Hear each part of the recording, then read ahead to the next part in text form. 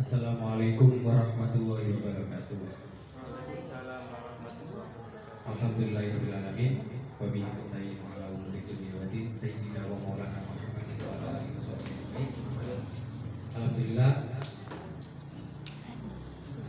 Alhamdulillah pada kesempatan hari ini pada hari Jumat hari terakhir KBN 1 B2 Sidoarjo mahasiswa UIN Sunan Ampel Surabaya.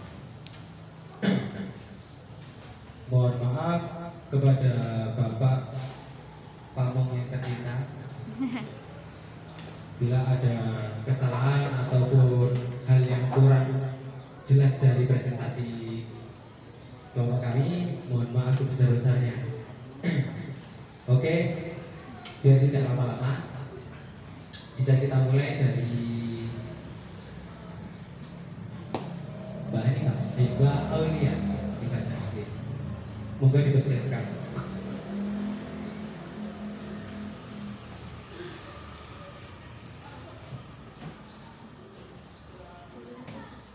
Assalamualaikum warahmatullahi wabarakatuh.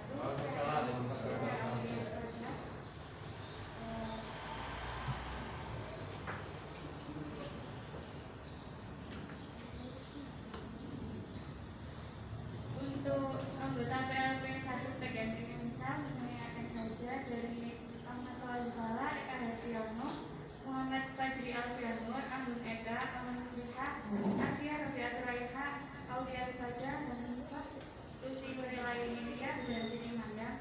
Kami memohon izin apabila terdapat salah kata dalam menyampaikan hasil observasi kami nanti.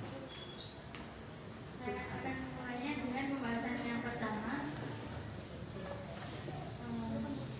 Tidak lengkap rasanya jika kita tidak mengenal madrasah kita ini, Madrasah Min 2 Sidoarjo yang beralamatkan di Desa Cemandi, Kecamatan Sedati, Kabupaten Sidoarjo, Provinsi Jawa Timur, dengan kode pos 61253 dengan nomor telepon 031 891 2814. Status madrasah negeri dengan akreditasi B. Waktu belajar untuk kelas 1 dan kelas 2 masuk pada jam 7 dan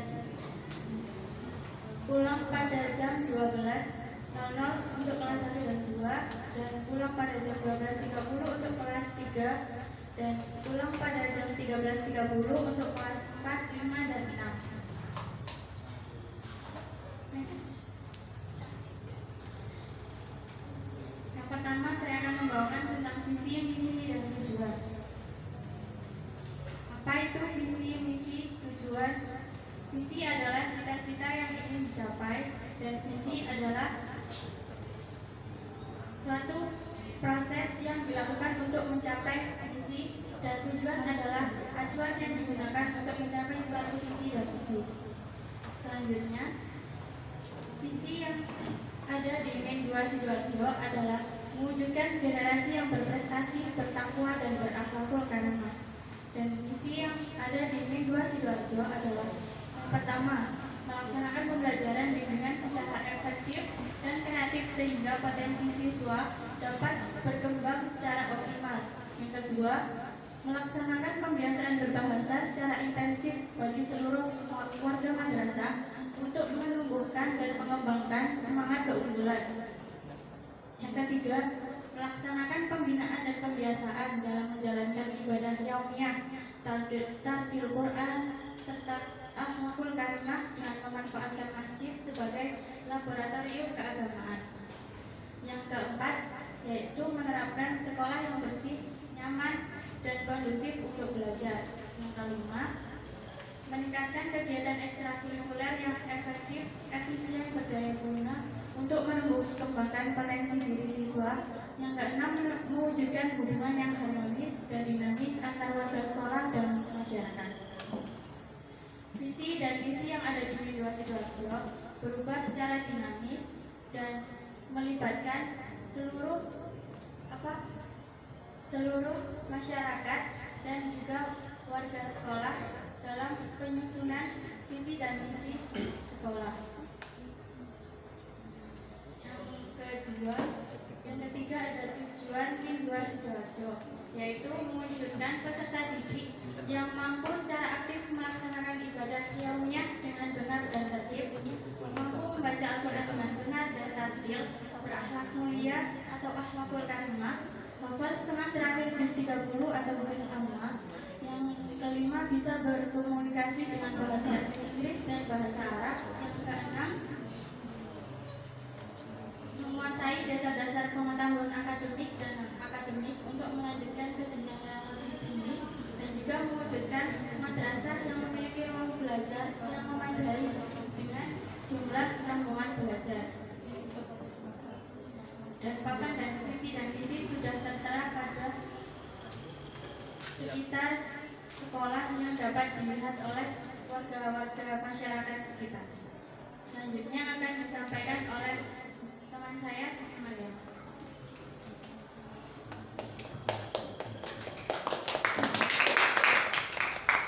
Terima kasih pada teman saya yang telah memberikan saya pengetahuan. Yang kedua adalah saya akan memaparkan tentang manajemen dan budaya. Apa sih itu manajemen? Manajemen adalah penyelesaian sumber daya yang dilakukan mandiri oleh sebuah lembaga madrasah yang melibatkan pada stakeholder dengan tujuan dalam proses pengambilan keputusan guna untuk meningkatkan mutu pendidikan. Terus apa sih ada yang manajemen fungsinya itu? Di sini saya akan memaparkan 10. Yang pertama adalah planning. Planning adalah perencanaan yang menitikpusatkan perhatian guna untuk mendapatkan pada suatu target. Yang saya mengamati pada Min 2 Sidoarjo ini adalah Min 2 Sidoarjo ini memberikan perhatian besar pada pembangunan di gedung wilayah utara. Jadi perhatiannya itu sudah dikembangkan.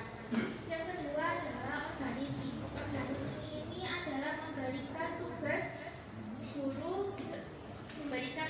guru yang sesuai pada kompetensinya.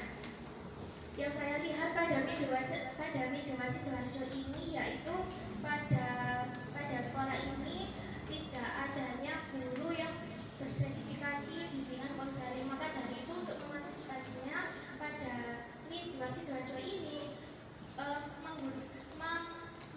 menggunakan guru kelas untuk memberikan sesi konseling pada siswanya. Yang ketiga adalah kerjasama. Kerjasama di sini fungsinya untuk kerjasama antar pihak masyarakat dengan pihak sekolah. Yang terjadi pada Mi 2 Sidoarjo ini yaitu penggunaan masjid yang di samping kanan pada sekolah ini.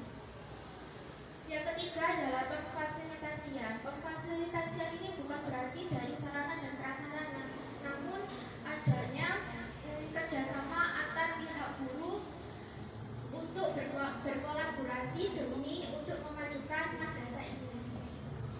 Yang kelima adalah motivasi komitmen pada stakeholder. Nah, guna untuk manajemen pada fungsi ini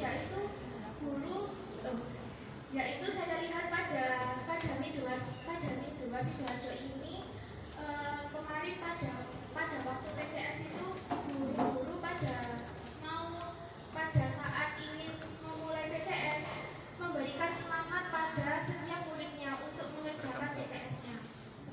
Yang keenam adalah monitoring. Monitoring ini sebagai pengawasan apakah progres dari pembangunan itu berjalan baik atau tidak. Yang ketujuh adalah pemberdayaan. Pemberdayaan ini dimaksudkan untuk mendelegasikan tanggung jawab penuh. Saya lihat pada kemarin di PTS itu guru kelas itu bertanggung jawab penuh pada saat PTS. Saya salut pada kinerja dari guru kelas tersebut. Beliau mengendali penuh pada saat PTS. Jadi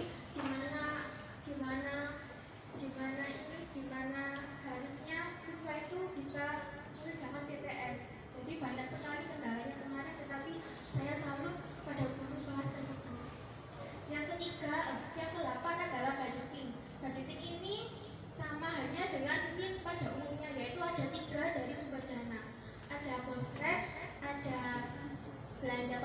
dan ada infak.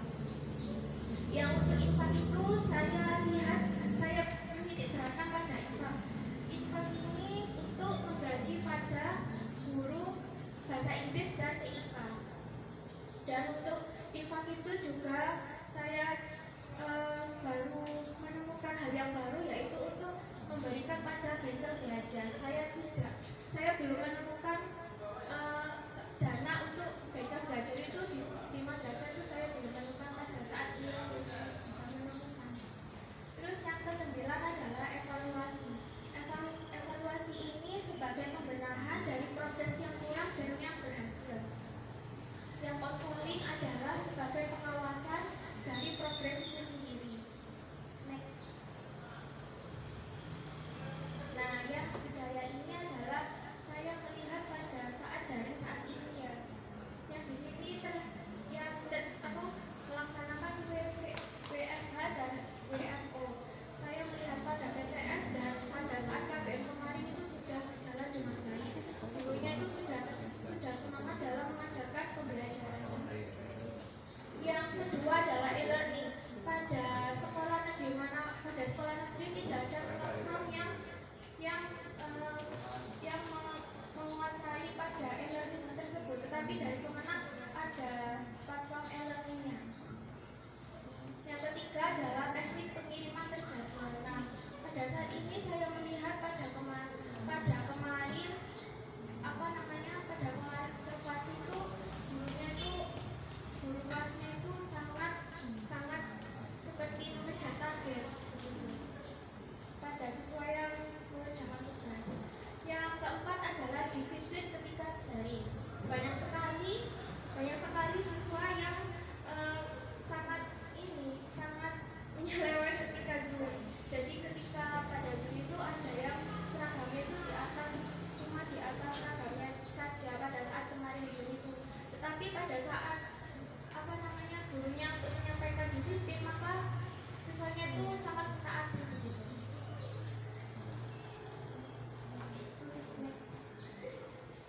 Sudah, terima kasih dari saya yang memaparkan manajemen dan budaya. Yang ketiga akan disampaikan oleh teman saya, yakni Rian.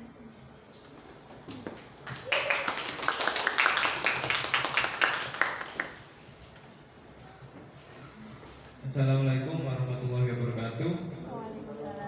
Di sini saya akan menjelaskan tentang kurikulum yang ada di Mid Sidoarjo. Tentunya kita yang berada di dunia pendidikan selaku pendidik dan calon pendidik akan sangatlah paham apa itu kurikulum. Kurikulum di sini yaitu sebuah rencana atau rancangan perangkat pembelajaran yang dijadikan dalam acuan pembelajaran selama satu periode ke depan.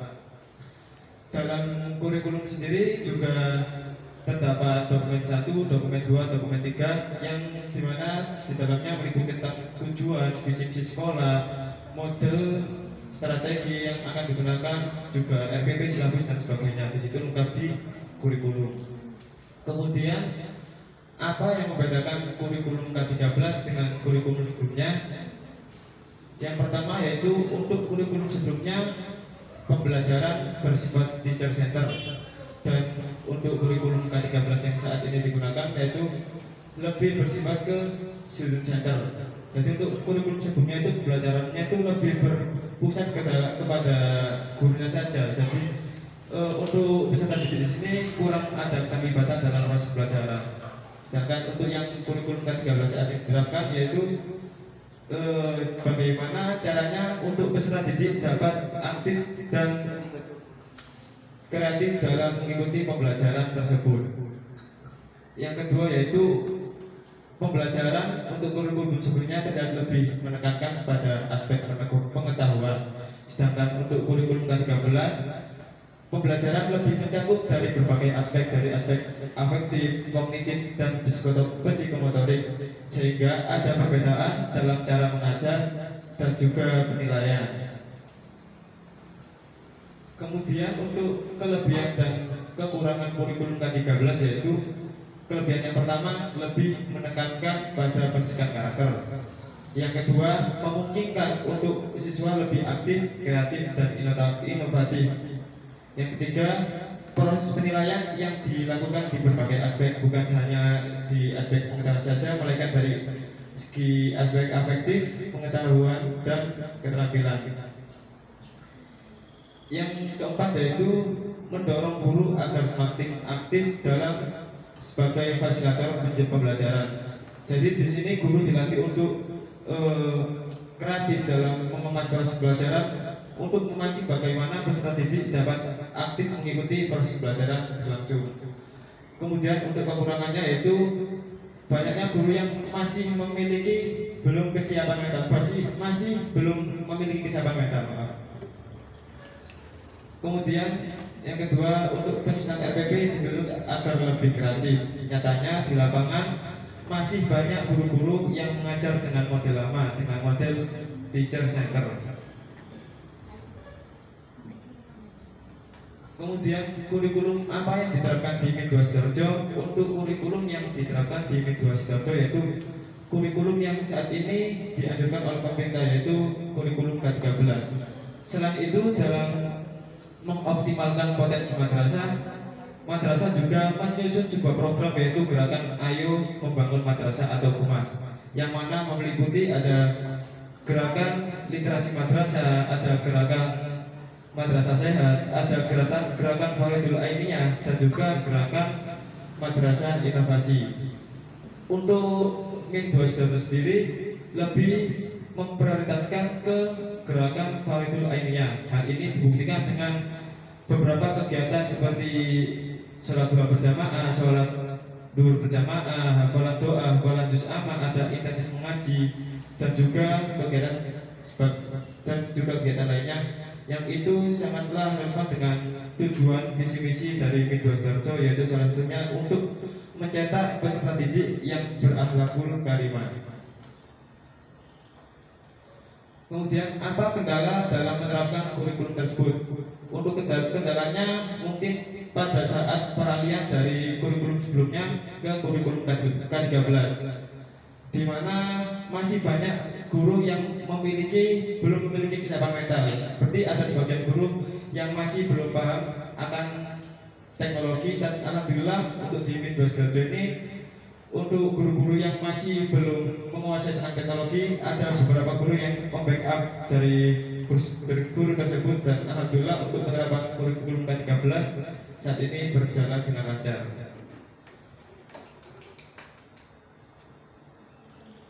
Kemudian apakah guru sudah menyusun dan membuat perangkat kurikulum? Tentunya sudah. Dalam pembuatan kurikulum tentunya melibatkan dari seluruh stakeholder yang ada di sekolah. Untuk penyusunan kurikulum sendiri juga menyesuaikan dari tujuan dan visi misi dari sekolah tersebut, dan juga menyesuaikan dengan kondisi dan potensi peserta didik yang ada di sekolah agar dalam penerapan kurikulum dapat berjalan secara efektif.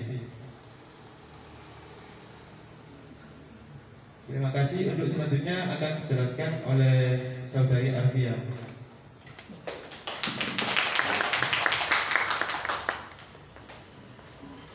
Assalamualaikum warahmatullahi wabarakatuh. Saya akan melanjutkan dari apa yang dijelaskan Mas Fian. Saya akan mempresentasikan tentang sarana dan prasarana. Sarana dan prasarana sekolah. Sarana adalah alat untuk mencapai tujuan, sedangkan prasarana adalah sesuatu yang dapat menunjang tujuan tersebut. Di MIN 2 Sidoarjo ini terdapat dua bangunan, yaitu gedung utara dan gedung selatan. Gedung utara sendiri tanahnya masih tanah milik desa, sedangkan gedung selatan sudah sertifikat milik MIN 2 Sidoarjo sendiri. Gedung utara ditempati oleh siswa kelas atas, yaitu kelas 4, 5, dan 6. Sedangkan gedung selatan ditempati oleh siswa kelas bawah, yaitu kelas 1, 2, dan 3. Keadaan bangunan permanen, lokasi strategis dan tenang. Jumlah ruangan menurut dokumen kurikulum 1, yaitu kantor guru ada 2, ruang kepala sekolah ada 1, ruang tata usaha ada 1, ruang kelas ada 19, aula tidak ada, masjid ada 1, perpustakaan 1, laboratorium komputer 1, toilet guru ada 3, toilet siswa ada 8, kantin ada 4, gudang ada 2, tempat parkir ada 2, ruang kesenian dan ruang penjaga tidak ada. Sedangkan menurut hasil observasi kami, kantor guru ada 2, di gedung utara 1 dan di gedung selatan 1. Ruang kepala sekolah ada 1, terletak di gedung utara. Ruang tata usaha juga ada 1, terletak di gedung utara. Ruang kelas ada 19. Karena setiap kelas itu ada 3 rombel, jadi di gedung utara itu ada 9 kelas, sedangkan di gedung selatan ada 10 kelas. Kenapa ada 10 kelas? Karena kelas 2-nya ada 4 rombel. Kemudian aulanya tidak ada. Masjid, kalau siswa di gedung utara bisa menggunakan masjid yang ada di sebelah, masjid milik desa. Kemudian yang ada di gedung selatan itu ada seperti musola, seperti aula, tempatnya juga sudah cukup baik dan terawat. Kemudian di perpustakaan laboratorium komputer ada di gedung utara. Ruangannya masih menjadi satu. Jadi ada laboratorium komputer dan perpustakaan masih jadi satu. Untuk toilet guru, siswa, kantin, gudang, dan tempat parkir sudah terbagi rata di gedung utara dan gedung selatan ada.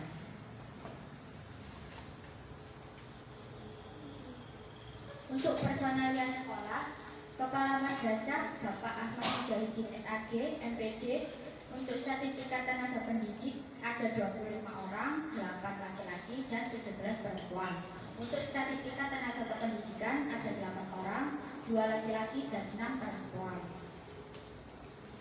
Kondisi sarana dan prasarana sekolah, semua ruangan berkondisi baik.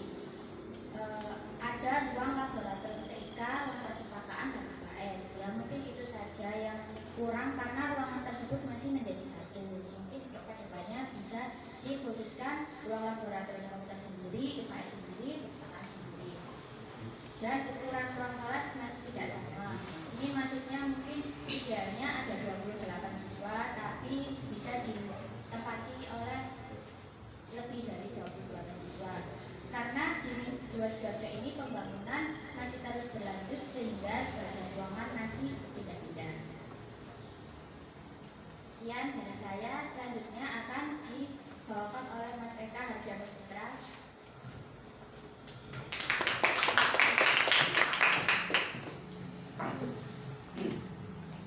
Alhamdulillah. Bismillahirrahmanirrahim. Assalamualaikum warahmatullahi wabarakatuh. Baiklah, perkenalkan sekali lagi, nama saya Eka Harfianur Putra, bisa dipanggil Vino. Saya akan menjelaskan mengenai kesiswaan dan bimbingan konseling. Tentunya ini adalah bimbingan konseling di sekolah. Nah, tadi sudah dijelaskan pada presentasi kedua, yaitu di MIN Sidoarjo tidak memiliki guru pembimbing. Namun solusinya adalah untuk menggantikan, yaitu wali kelas sebagai guru pembimbing itu sendiri. Nah, jadi dalam menangani permasalahan akademik maupun akademik, jenis pembimbingan ini bisa secara individu ataupun secara kelompok. Lanjut. Nah, pembimbingan prestasi siswa. Untuk pembimbingan prestasi siswa, madrasah menyediakan guru pembimbing pada bidang non akademik. Nah, sedangkan jika prestasi akademik maka bisa diatasi dengan guru di sini sendiri. Jadi contohnya pada perlombaan, ikut dan sebagainya bisa dibimbing oleh guru-guru yang ada di MIN 2. Sedangkan jika membutuhkan guru-guru yang sifatnya khusus seperti silat dan sebagainya atau pertandingan dengannya, maka bisa membawa dari pihak luar atau yang berkemampuan khusus. Lanjut. Lalu hubungan antar peserta didik. Nah, jadi hubungan antar peserta didik tentunya sudah sangat baik. Guru di sini juga pastinya sering menjelaskan tentang harusnya kita rukun antar teman. Tetapi mungkin namanya juga anak-anak, pastinya adalah kenakalan-kenakalan sifatnya wajar. Jadi karena sifatnya berbeda-beda, karakter berbeda-beda, mungkin pastinya terdapat perselisihan ataupun kesalahpahaman yang mengakibatkan akhirnya ya terjadi perkelahian ataupun salah paham tadi. Nah, tentunya pastinya di dalam permasalahan tersebut guru hadir untuk menyelesaikannya dengan baik. Next. Nah, hubungan antar peserta didik dengan pendidik dan karyawan. Nah, dalam misi MIN 2 yaitu terdapat di misi tadi itu yaitu mewujudkan hubungan yang harmonis dan dinamis antar warga sekolah. Nah, jika kita lihat misi tersebut tentunya pastinya seluruh warga madrasah harusnya tetap hidup rukun karena sejatinya di sini kita adalah semua adalah keluarga. Nah, jadi di mana dalam pembimbingan sosial dinamakan untuk berperilaku sopan santun terhadap guru dan warga sekolah demi menjunjung tinggi akhlakul karimah. Next. Nah, di sini ada pemetaan karakteristik peserta didik secara umum, ada fisik, sosial ekonomi, ataupun psikis dan akademik. Nah, jadi kemarin setelah kita lihat yaitu permasalahan yang memang sering terjadi yaitu adalah keterlambatan dalam belajar. Mungkin ada siswa peserta didik yang masih kurang dalam mengikuti pembelajaran, maka solusinya adalah ada les tambahan ketika pulang sekolah. Nah, jadi tidak takut kita untuk ketertinggalan. Siswa tetap akan diikutkan les ketika pulang sekolah untuk bisa memahami pembelajaran lebih baik lagi ke depannya. Next. Nah, lalu penanganan pelanggaran tata tertib yang dilakukan oleh peserta didik. Nah, dalam hal ini menerapkan bimbingan konseling melalui strategi bimbingan individu, bisa tadi lewat guru atau bagian kesiswaan sendiri. Lalu guru mengkomunikasikan masalah apa yang terjadi di siswa tadi, apa yang membuat mereka ini melakukan kesalahan atau melakukan pelanggaran. Nah, tentunya hal ini juga dilihat dengan kondisi siswa tersebut. Jadi tidak asal kita menyalahkan, tapi dengan pendekatan yang lebih baik agar kita lebih mengerti tentang si anak tadi. Nah, jika kita sudah edukasi dan sebagainya, sudah kita berikan yang terbaik untuk anak, tetapi nanti anaknya bakal melakukan kenakalan terus melanggar tata tertib, nah jadi lagi langsung dipanggil orang tua untuk mendiskusikan apa yang terjadi pada si anak sehingga dia selalu melakukan pelanggaran di sekolah. Next. Nah, lalu penanganan permasalahan akademik tadi. Nah, tadi yang sudah dibahas adalah permasalahan akademik yang sering ditemui yaitu peserta didik lambat belajar atau kesulitan membaca pada kelas bawah. Nah, maka dari itu penyelesaian yang dilakukan oleh MIN 2 adalah melakukan les di luar jam pelajaran. Nah, pastinya untuk membantu si anak bisa memahami materi tersebut dengan lebih baik lagi. Nah, penanganan masalah akademik yang ditemukan. Nah, pastinya non akademik ini kan berhubungan yang tidak dengan pelajaran di dalam kelas. Jadi mungkin seperti kegiatan ekstrakurikuler, ada silat dan sebagainya yang menimbulkan mungkin tidak dalam pengawasan, akhirnya terjadi kesalahpahaman antara siswa karena mungkin senggol-senggolan dan sebagainya. Tentunya permasalahan tadi ya diselesaikan di tempat tersebut dengan mengharapkan si anak tadi adalah berbaikan, terus mengingatkan, mengedukasi untuk selalu rukun antar teman. Nah, jadi pihak madrasah tetap akan menangani terlebih dahulu entah itu wali kelas atau guru yang bersangkutan untuk menangani masalah itu di sini di sekolah, di madrasah. Lalu jika memang masalah ini berkelanjutan, maka balik lagi orang tua yang akan dipanggil untuk menanganinya bersama. Nah, sebelum ini ya, saya sedikit cerita. Saya dulu pernah mengajar beberapa anak yang saya rasa itu kurang mampu, kurang dalam pembelajaran ataupun terkait permasalahan lainnya. Saya merasa bahwa si anak ini kenapa kurang gitu. Masalah seperti ini saya sudah tidak bisa mengatasi. Perkalian atau pertambahan saya sudah tidak bisa. Saya merasa bahwa anak ini kurang kok bisa gitu. Lalu kemarin sama Pak Suyanto dikatakan seperti ini, tidak ada murid yang bodoh, tetapi guru tidak bisa mengajar.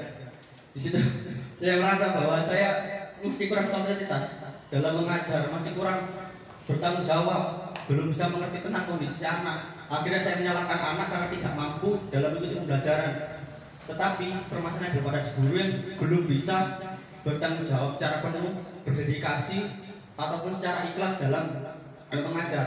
Nah, jadi kita sebagai guru tentunya harus sabar dalam menghadapi peserta didik dengan segala kekurangannya mungkin atau menghadapi segala permasalahannya, sehingga kita bisa mengenal dan bisa mengetahui apa yang terjadi pada peserta didik kita. Jadi kita bisa lebih memerhatikan sehingga tujuan yang kita capai untuk mencerdaskan anak bisa tercapai dengan mulia, dengan yang kita inginkan. Terima kasih. Langsung dilanjut untuk observasi pembelajaran. Ya.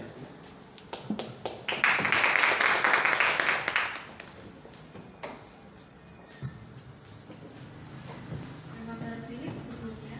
Assalamualaikum warahmatullahi wabarakatuh. Perkenalkan, nama saya Lucy Nurlailia. Saya akan menjelaskan tentang observasi pembelajaran. Observasi pembelajaran itu sendiri merupakan proses belajar mengajar yang terdapat interaksi antara murid dan guru.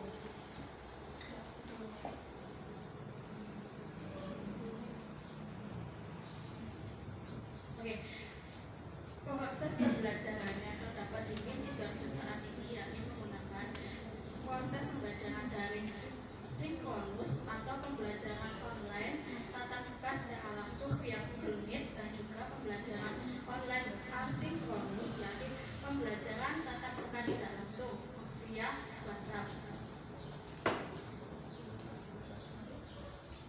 Oke, next. Sudah. Ya, sudah. Oke. Pembelajaran via daring sinkronus via Google Meet.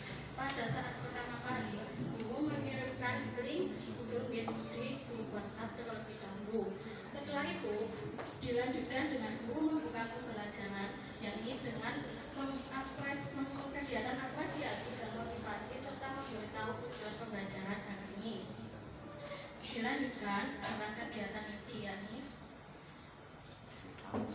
guru mulai menjelaskan pembelajaran menggunakan media yang sudah dibuat terlebih dahulu. Tak lupa guru menggunakan bertanya kepada murid menggunakan teknik HOTS dan juga bahasa yang baik. Tak lupa guru melakukan penilaian ketercapaian pembelajaran. Peserta didik berpartisipasi secara aktif dan kreatif. Proses pembelajaran daring berlangsung secara baik, serta guru menguasai materi pembelajaran dengan sangat baik. Guru bertindak sebagai fasilitator untuk bagi siswa yang kesulitan mengalami pembelajaran. Selanjutnya, kegiatan penutup dengan guru membimbing kesimpulan pembelajaran dan juga memberikan tugas untuk memperdalam materi. Yang kedua, yakni pembelajaran asinkronus via WhatsApp. Diawali dengan guru memberikan materi via WA berupa video maupun PPT. Kemudian guru memberikan tugas dan tak lupa untuk memberitahu batas akhir pengumpulan tugas. Biasanya dikumpulkan setiap hari Senin di setiap minggunya dan akan dikembalikan pada siswa pada hari Kamis untuk pengumpulan via hard file atau buku. Kemudian salah satu dikembalikan guru memonitori siswa, salah satunya dengan mengirim sebuah foto saat mengerjakan tugas. Guru memberikan fasilitas bagi siswa yang kesulitan dan juga memberikan fasilitas konsultasi bagi orang tua murid. Kemudian untuk pengumpulan via software, guru mengunduh hasil pekerjaan hari itu berupa seperti video untuk dinilai dan dievaluasi untuk mencapai ketercapaian pembelajaran hari itu. Kesimpulan praktik pembelajaran. Proses pembelajaran menggunakan Google Meet, tidak semua murid bisa bergabung. Dari 26 siswa, hanya 12 siswa yang dapat bergabung. Salah satu kendala yakni kurang pendampingan dari orang tua dan juga anak-anak masih belum menguasai menggunakan Google Meet. Akan tetapi kegiatannya berlangsung secara baik. Siswa sangat aktif dan kreatif seperti halnya kegiatan luring. Untuk pembelajaran via WhatsApp, guru mengirim materi pembelajaran dengan mengirim video maupun PPT. Kemudian jika ada yang masih belum dipahami, siswa akan bertanya di grup via WhatsApp dan akan menjawab pertanyaan tersebut sehingga semua siswa bisa menyimak jawaban tersebut. Dan hampir semua siswa bisa menggunakan WhatsApp dibandingkan dengan Google Meet. Selanjutnya akan disampaikan dengan Mbak Hanifah.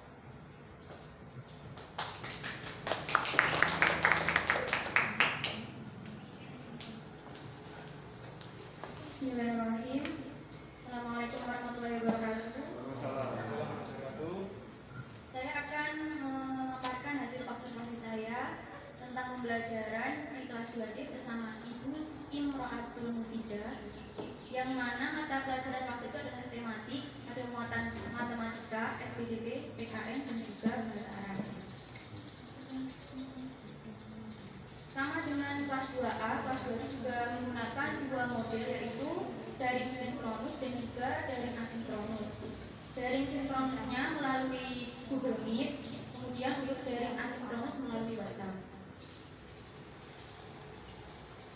Prosedur yang dilakukan oleh Ibu Imro'atul, yang pertama yaitu menanyakan kabar, yang kedua guru meminta siswa berdoa bersama-sama, lalu memberi apresiasi dan motivasi, yang keempat memancing keberanian siswa dengan memberikan beberapa pertanyaan.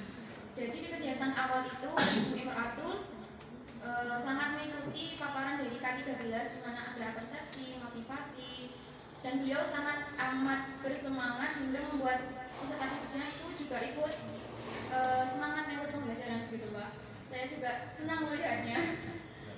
Selanjutnya yang kelima, memberi penjelasan mengenai materi yang tadinya telah dipelajari siswa. Yang keenam, menilai secara langsung, dan yang ketujuh, memberi fasilitas bagi siswa yang belum paham. Dalam kegiatan Google Meet, Bu Imro'atul itu juga melakukan penilaian secara langsung melalui tebak-tebakan. Setelah itu seperti hafalan melalui lagu tentang mufradat, tentang sifat-sifat wajib Allah atau transportasi. Dan Bu Iim itu orangnya ceria gitu nih Pak. Semua materi dikaitkan dengan lagu sehingga anak itu terlihat sangat antusias dalam mengikuti pembelajaran. Hal-hal menarik yang saya jumpai ketika mengikuti Google Meet bersama Ibu Imro'atul, yang pertama yaitu guru sangat kompeten dan memiliki semangat tinggi. Yang kedua, guru mampu membangkitkan semangat siswa. Yang ketiga, guru menyampaikan apresiasi terhadap masing-masing peserta didik yang aktif. Di sini Bu Iim itu memberikan apresiasi berupa nilai harian tentunya kepada siswa yang berani. Meskipun itu jawabannya salah, namun siswa tetap diberikan sebuah apresiasi berupa nilai harian. Seperti itu. Yang keempat, ini tentang siswa. Hal menariknya, jumlah siswanya itu ada 27, dan yang bergabung di Google Meet berjumlah 16, di mana artinya ini lebih dari 50% ya. Jadi menurut saya kelas Bu Iim ini merupakan kelas yang aktif, karena kelas-kelas lain hanya 8, hanya 13 siswa yang mengikuti Google Meet. Namun di sini lebih dari setengahnya. Antusiasnya sangat luar biasa. Yang kelima, mayoritas siswa aktif menanggapi dan berani mencoba menjawab. Awalnya hanya satu, yaitu Ananda Aurora yang mampu menjawab. Namun yang lain ikut terpancing karena Bu Iim mampu memancing keinginan siswa agar berani menjawab. Seperti itu. Yang keenam yaitu meskipun tergolong kelas rendah, semangat belajar mereka amat tinggi. Prosedur yang dilakukan di kelas 2D dalam menjalankan pembelajaran daring melalui WhatsApp, yang pertama, guru mengirim lembar kerja atau penugasan. Kemudian guru memberitahu batas akhir pengumpulan tugas, melakukan monitoring pembelajaran tiap peserta didik melalui foto sebagai absensi. Guru mengunduh hasil pekerjaan setiap peserta didik dan memberikan umpan balik terhadap pekerjaan mereka. Apabila ada siswa yang pekerjaannya kurang bagus atau kurang rapi, maka beliau memberitahu kepada wali muridnya melalui chat pribadi. Yang keenam yaitu guru menilai hasil kerja peserta didik. Media yang digunakan dalam pembelajaran daring ini yaitu berupa video pembelajaran yang mana dibuat sendiri dari tema satu hingga ke tema lainnya setiap harinya. Saya sangat salut, sangat semangat sekali, sehingga video yang dibuat tersebut sudah sesuai dengan karakteristik peserta didiknya. kadang kalau guru di sekolah lain kan ada yang langsung copy link dari YouTube gitu, sehingga tidak sesuai dengan karakteristik peserta didiknya, sehingga mereka itu kesulitan untuk memahami materi yang harusnya mereka terima. Di dalam video pembelajaran juga menerapkan pendekatan saintifik seperti mengamati, menanya, meskipun itu tidak secara sempurna, namun tetap berusaha untuk menerapkan pendekatan tersebut. Untuk selanjutnya akan dibacakan oleh Mbak Amber.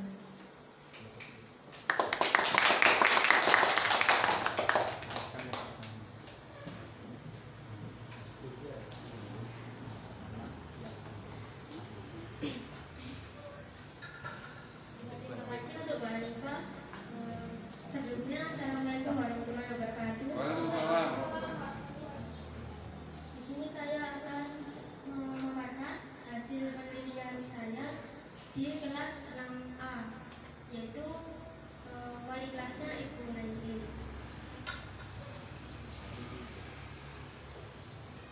Di kelas 6A ini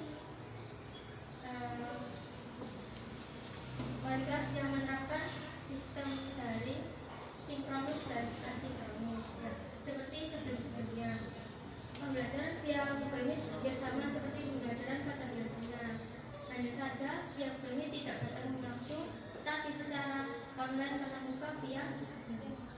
Langkah-langkah pembelajarannya pun sama seperti pada pembelajaran di kelas, tetapi tidak maksimal seperti pada pembelajaran di kelas karena terbatas online dan tidak bertemu secara langsung. Saat kelas 6A melakukan Google Meet itu tidak semua yang bergabung. Dari keseluruhan kelas hanya 9 orang yang bergabung.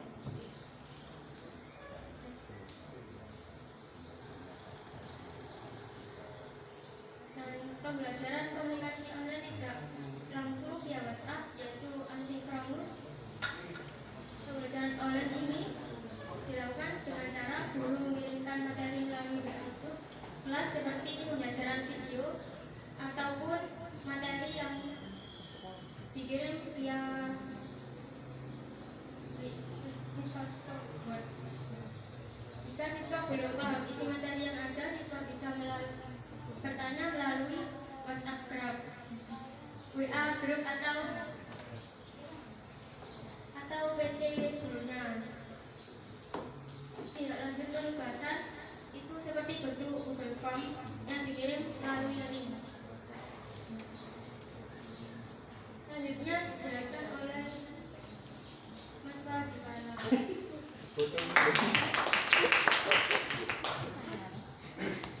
Bismillahirrahmanirrahim. Perkenalkan, nama saya Mas Fasifala. Terus Ozi ya. Terima kasih untuk Mbak Abu memberikan waktu dan tempat buat saya menjelaskan ekstrakurikuler di Min 2 Sidoarjo. Oke. Nah, untuk kurikuler sendiri yaitu sebagai rencana atau sebuah acuan yang mendasar dalam proses pembelajaran yang sangat berguna tentunya bagi guru dan peserta didik guna mencapai tujuan pembelajaran yang diharapkan. Kurikuler juga dapat diartikan sebagai sebuah kegiatan yang dilakukan untuk menunjang pembelajaran agar dapat tercapai tujuan kurikulum tersebut. Adapun beberapa kegiatan kurikuler diantaranya adalah intrakurikuler, kokurikuler, dan ekstrakurikuler. Nah, untuk intrakurikuler tersebut tersendiri merupakan kegiatan yang dilakukan di sekolah dengan jatah waktu yang telah ditetapkan dalam struktur program untuk mencapai tujuan minimal tiap mata pelajaran. Jadi intrakurikuler ini tersebut juga ada dalam kurikulum yang mana kegiatan tersebut minimal memiliki tiap mata pelajaran kayak pelajaran matematika, PKN, dan sebagainya. Oke, selanjutnya kurikulum kegiatan di luar jam pelajaran yang dilakukan di sekolah ataupun di luar sekolah dengan tujuan menunjang pelaksanaan program intrakurikuler. Jadi untuk kokurikuler ini biasanya dalam lembaga pendidikan melakukan bakti sosial, studi tour ataupun hal lainnya yang ada di dalam sekolah. Oke, selanjutnya ada ekstrakurikuler, suatu kegiatan yang dilakukan di luar kelas atau di luar sekolah. Di luar kegiatan intrakurikuler yang bertujuan untuk memperluas pengetahuan dan kemampuan yang dimiliki siswa. Adapun ekstrakurikuler yang ada di Min 2 Sidoarjo yaitu ada 9 bidang. Yang pertama ada kepramukaan. Untuk kepramukaan ini diwajibkan untuk kelas 1 sampai 5 guna untuk latihan terprogram, yaitu latihan kepemimpinan dan berorganisasi. Nah, untuk jadwal kepramukaan tersebut dilaksanakan pada hari Kamis pukul 15.00 sampai 16.30 waktu Indonesia Barat. Nah, nilai-nilai yang ditanamkan yaitu demokratis, disiplin, kerjasama, rasa kebangsaan, toleransi, cita damai, keterampilan, dan kekompakan. Oke, yang kedua ada futsal. Untuk jadwal futsal tersebut dilaksanakan pada hari Rabu pukul 11.00 sampai 12.30. Nah, nilai-nilai yang ditanamkan yaitu disiplin, jujur, kerapian, peduli sosial, hidup sehat, sportivitas, kebersamaan, dan kekompakan. Selanjutnya ada drum band.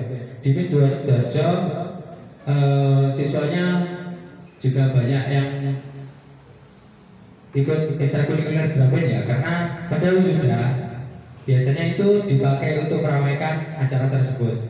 Oke, jadwal hari pelaksanaannya di hari Selasa pukul 14.00 sampai 15.30. Nilai-nilai yang ditanamkan yaitu ada disiplin, jujur, kerapian, peduli sosial, kebersamaan, keterampilan, dan kekompakan. Next. Selanjutnya ada ekstrakurikuler renang. Jadwal pelaksanaan ekstrakurikuler tersebut pukul 14.00 sampai 14.30. Nilai-nilai yang ditanamkan ada disiplin, jujur, kerapian, peduli sosial, kebersamaan, keterampilan, dan kekompakan. Selanjutnya ada pencak silat. Pencak silat ini dijadwalkan pada hari Sabtu pukul 11.00 sampai 12.30 waktu Indonesia Barat. Nilai-nilai yang ditanamkan yaitu disiplin, jujur, kerapian, peduli sosial, hidup sehat, keterampilan, dan kekompakan. Selanjutnya ada teater. Teater ini dijadwalkan pada hari Selasa pukul 10.00 sampai 12.30 waktu Indonesia Barat dan memiliki nilai yang ditanamkan untuk mahasiswa yang mengikuti teater ini ada disiplin, jujur, kerapian, peduli sosial, kebersamaan, keterampilan, dan kekompakan. Next. Yang ketujuh ada ekstrakurikuler lukis atau kaligrafi. Jadwal pelaksanaannya pada hari Sabtu pukul 11.00 sampai 12.30 waktu Indonesia Barat. Memiliki nilai-nilai yang ditanamkan yang pertama disiplin, jujur, kreatif, inovatif, imajinatif, keterampilan, dan kekompakan. Selanjutnya nomor 8 ada ekstrakurikuler hadro atau albanjar. Jadwal pelaksanaannya di hari Jumat pukul 13.00 sampai 14.30. Nilai yang ditanamkan yaitu disiplin, jujur, rajin mengaji, peduli sosial, kebersamaan, keterampilan, dan kekompakan. Dan terakhir yaitu ada qiraah. Jadwal harinya di hari Sabtu pukul 00 sampai 12.30. Nilai-nilai yang ditanamkan yaitu disiplin, jujur, keimanan, ketakwaan, rajin mengaji, kreatif, dan inovatif. Sekian dari saya. Selanjutnya akan dijelaskan oleh rekan saya Anggun Musliha. Waktu dan tempat dipersilakan.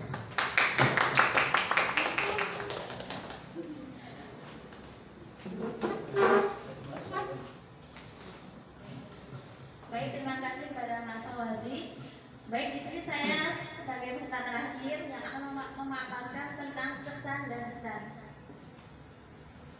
Untuk yang pertama yaitu fakta. Berdasarkan dari dokumen 1 yang kami dapatkan dari materi hari pertama yang disusun oleh tim 2 Sidoarjo ini sudah mencakup poin-poin yang dibutuhkan untuk sekolah, seperti visi misi, kurikulum yang digunakan, dan sarana dan prasarana yang ada. Selain itu, budaya sekolah yang diterapkan di Min 2 Sidoarjo ini seperti ibadah salat berjamaah, salat duha, dan istighosah juga sudah diterapkan secara rutin. Serta selanjutnya untuk pengembangan diri peserta didik itu contohnya seperti kepramukaan, albanjari, drum band, dan sebagainya. Selanjutnya yaitu untuk kesan. Di sini saya selaku mewakili teman-teman mengucapkan terima kasih dan mohon maaf atas kesalahan mungkin yang kami lakukan secara tidak sengaja. Selanjutnya yaitu untuk MIN 2 Sidoarjo ini merupakan madrasah yang sudah menerapkan budaya literasi sesuai dengan anjuran pemerintah untuk meningkatkan budaya baca di Indonesia. Hal ini sangat bermanfaat bagi seluruh pihak, khususnya bagi peserta didik, sehingga untuk meningkatkan kepahaman materi yang akan disampaikan oleh pendidik. Selain itu, budaya literasi ini juga bisa menjadi salah satu strategi pembelajaran di kelas, sehingga peserta didik tidak merasa jenuh dan dapat merangsang daya tarik peserta didik. Selanjutnya yaitu nilai-nilai yang kami dapatkan dari PLP 1 ini, khususnya sebagai calon pendidik yang membutuhkan beberapa persiapan dari berbagai hal, yaitu akademis, psikis, dan sosial yang baik, sehingga dalam proses kegiatan belajar mengajar dapat tersampaikan dengan tepat sesuai tujuan yang diinginkan. Selain akademik yang harus dipersiapkan, aspek sosial pun juga harus diperhatikan, seperti menjaga hubungan yang harmonis antara warga sekolah dan peserta didik. Sehingga dalam pembimbingan peserta didik diutamakan untuk berperilaku sopan santun terhadap guru dan warga sekolah demi menjunjung akhlakul yang karimah.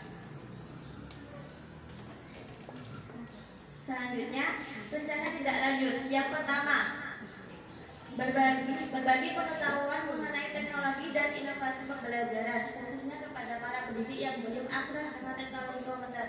Maksudnya di sini yaitu mungkin tenaga pendidik bisa saling bertukar pikiran dan pengetahuan untuk melaksanakan kegiatan pembelajaran di kondisi pandemi saat ini yang sangat membutuhkan teknologi dan informasi komputer. Serta untuk yang kedua, untuk mengatasi permasalahan akademik maupun non-akademik dibutuhkan tenaga khusus sehingga masalah peserta didik dapat teratasi secara maksimal.